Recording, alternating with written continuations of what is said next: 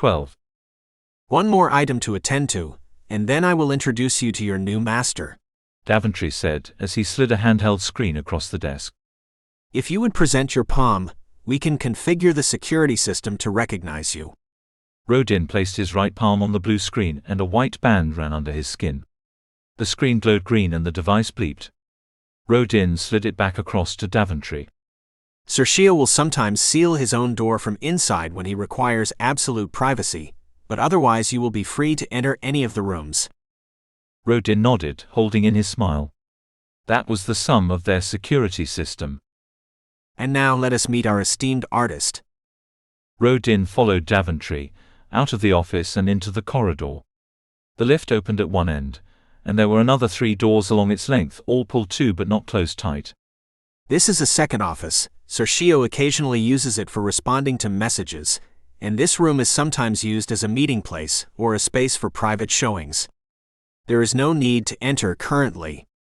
Besides, you will be more interested with what lays beyond this door. It was arched and split in the middle. The wood, possibly a simple veneer, was dark and imposing, and Rodin almost expected it to creak when Daventry pushed it open. But the 2 halves swung back soundlessly, and Rodin stepped through into what was surely the main living area. The room was sumptuous, with plushly cushioned sofas surrounding a low-light wood table, a thick rug on the floor, and soft lighting playing over the walls that gave the setting an intimate, relaxed feel. Set in one wall was a small screen, the image that of the lift's closed doors. Rodin detected the aroma of some type of incense, and the ambient temperature was a few degrees higher than the corridor, conducive to drowsiness. An archway to the left led through to what looked like food prep, but the view was blocked by the man standing under the curve. Rodin instantly recognized the large body, the bald head and the friendly eyes. Sergio raised his arms, pale skin showing where the sleeve cut off, his wrists so bloated it almost appeared that his fingers grew from the ends of his arms. He wore soft shoes, no slippers, and baggy trousers and top over which was some kind of apron or smock, lightly stained especially around the pockets to either side. Welcome, welcome. You must be Terrell, the new marvel my illustrious agent has found for me. So pleased to make your acquaintance. I trust Daventry has been treating you well, yes? You have survived the rack and the burning coals? The electro-shock lie detection was not too much of a burden. He laughed deeply. But come, be seated. Or no, maybe you wish to acquaint yourself with your new home first, yes? Let us take a tour of my humble abode, that you may see where the magic happens, although the muses have declined to visit me of late, so I'm afraid there will be little to excite your wonder. But the choice is yours. Should we recline for a while and get to know one another, or are you itching to explore? I have been seated for much of my journey, Rodin said, waving his arms in the air much as Sergio had done.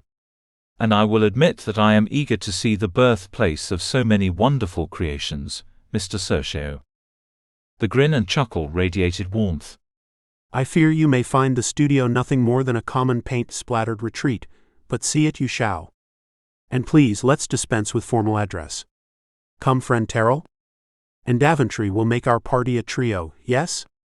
Excellent. With a flourish, Sergio led Rodin through the food prep. There was a table that could seat 6 in comfort, 8 at a squeeze, and the area looked well appointed but underused. The surfaces were too clean, utensils displayed aesthetically. Through here are the private quarters, Sergio said, indicating doors in turn. Mine and 3 guest suites. Yours is the furthest one. My agent believes you would appreciate the privacy. And your bags are already within, Daventry said. I assumed you would want to unpack yourself. Thank you, Rodin said, wondering what Cat had packed. And these stairs here? Sergio threw his arms wide. Oh, so keen to see the heart of the place. Those, my friend, lead to the studio. Here, let me lead the way. He squeezed past, grabbed the railing and started to climb. Rodin followed slowly, because Sergio took his time. The man wheezed, but he still talked. There is the lift, of course, but I prefer to ascend in this manner. I find the light-headed sensation conducive to letting the physical depart and the metaphysical take over. So important in the creation of art, don't you think? By the time Sergio finished speaking these few lines, they'd reached the door at the top. The artist leaned into it and threw it open before mopping his brow on a sleeve. And this is where the magic so often fails to happen. He waved an arm bidding Rodin enter. The second floor of Sergio's apartment was one huge room, bathed in light from windows high up on all four sides, further rays coming through the skylights. The remaining walls and roofing were in pale wood paneling, and the flooring was tiled, the natural stone effect easy on the eyes. Easels, screens and sketches were piled to the edges of the room. There was a sink and cupboard to Rodin's left side, and lift doors were set in the far wall. Dust motes danced in the sun's beams, and Rodin cast his gaze around the space, imagining the uses he could put it to. Long enough to enable private practice at blade throwing, high enough that, with a few ropes and bars hanging from the ceiling, it could function as an excellent exercise area, with enough windows to provide moonlight for training in the dark. And this is my current project, much as it is. Sergio waved a hand to the far reaches of the room, where charcoal sketches hung from wires surrounding the object itself. At its heart was a wire frame reaching up to chest height. The lower portions were covered in clay, and from the color gradient, brittle yellow to dark brown, Rodin guessed parts were still wet. Even from this distance he breathed in the earthy, damp smell. To be honest, it no longer pleases me, Sergio said. I wished to create the illusion of motion in a static media, but I fear it is not to be. It is a great shame, as there was so much I wanted to say about the passing of time in its syrupy manner, 1 minute oozing along like molasses, then the years flowing past in a fast-moving river of liquid sugar. There you see? Even my metaphors are cumbersome and unwieldy. How can I hope to achieve anything with the sculpture if my thoughts are so confounded? Sergio's shoulders sagged and he sighed loudly. But Rodin's job was to help this self-indulgent fool. With Daventry present, Rodin knew he had to prove himself. Maybe now would be an ideal time to sit in comfort, he said, and you can talk of your favored ways for me to carry out my duties. I hope I may assist you in a manner that helps your metaphors meander with more meaning. That brought a smile to the artist's face. A somewhat clumsy alliteration, but I appreciate the effort, and I thank you for your heartfelt words. Yes, reclining and relaxing, that is what we need, do you not agree, Daventry? Although no doubt you have more of your own magic to perform. Oh yes, my agent can cast his own kind of spell. Where I use clay and paint, he weaves wonders with algebra and alphabets. Is that not so, my wordy wizard, my numerical necromancer? You're too kind, said the agent, dipping his head in a kind of bow. False modesty, my friend. Then to Rodin, one hand held to his mouth theatrically and his voice a loud whisper. But he really is a master at his art. Daventry nodded, but Rodin could tell he wasn't happy with the flattery. Should I prepare drinks before I return to my work? Oh no.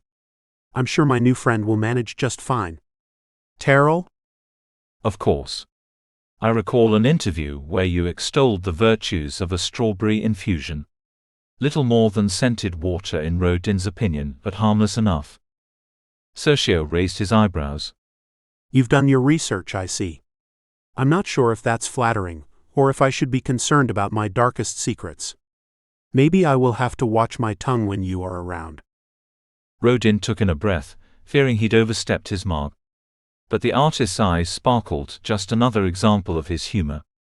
Besides, what reason did Sergio have to suspect that Rodin was anything other than the man he claimed to be?